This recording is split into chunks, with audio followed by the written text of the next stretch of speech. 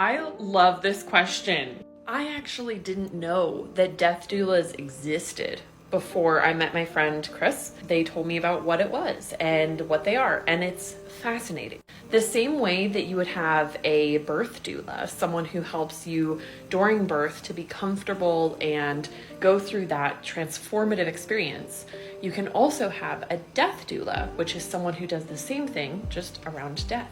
Both are transitions in life, but both are different. I'm making ramen, so we're just gonna talk while I'm doing this.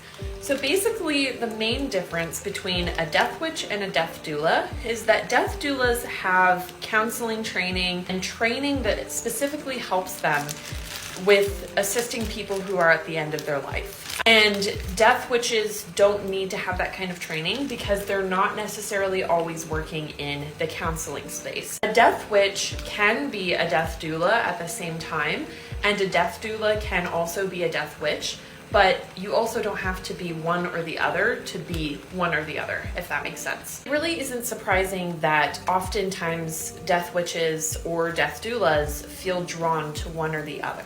Both of them deal with death in different ways. The death doula is helping someone as they're passing, and the death witch is someone who helps someone who has passed. There are death witches, such as myself, who feel comfortable helping people magically through ritual and things like that, through that process.